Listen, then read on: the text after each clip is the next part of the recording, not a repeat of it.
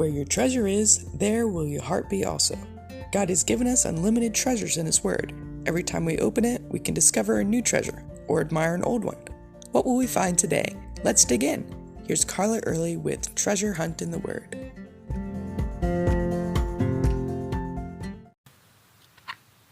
Are you one of those types of people who always want to be in control?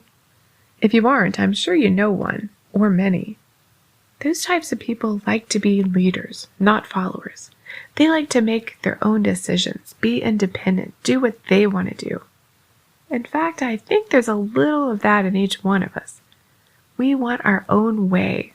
And when we don't get our own way, we tend to rebel.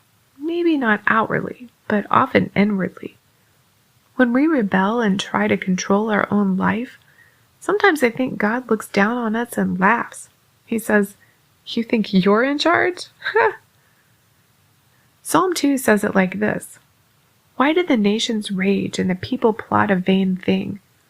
The kings of the earth set themselves and the rulers take counsel together against the Lord and His anointed, saying, 'Let us break their bonds in pieces and cast away their cords from us.' He who sits in the heavens shall laugh. The Lord shall hold them in derision." You remember Jacob, the schemer? He tried to plan out his life, outsmart his brother, deceive his father, but he couldn't scheme against God. He didn't get away with it. His father-in-law outsmarted him and deceived him when he gave Jacob his older daughter instead of the younger one. Then later his sons deceived him by telling him his favorite son Joseph was dead.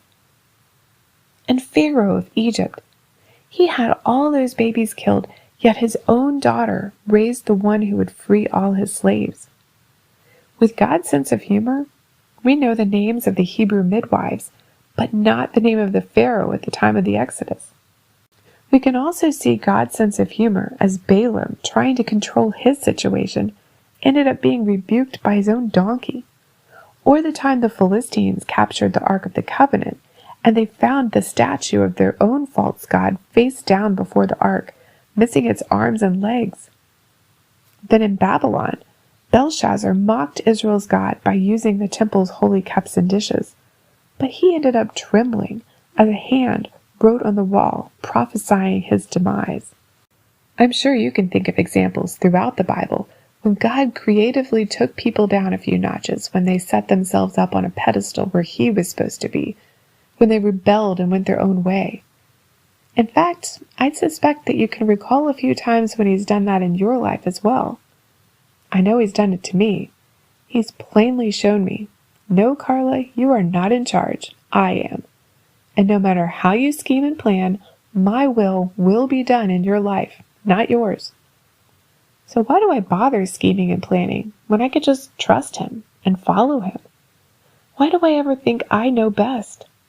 His plans are always better than my plans. His ways are always better than my ways. And yours too. You can contact us at treasurehuntintheword@gmail.com. We'd love to hear the treasures God has given you through His Word. You can listen to other episodes at our website, which you can find in the description below. Thanks for listening, and remember, where your treasure is, there will your heart be also.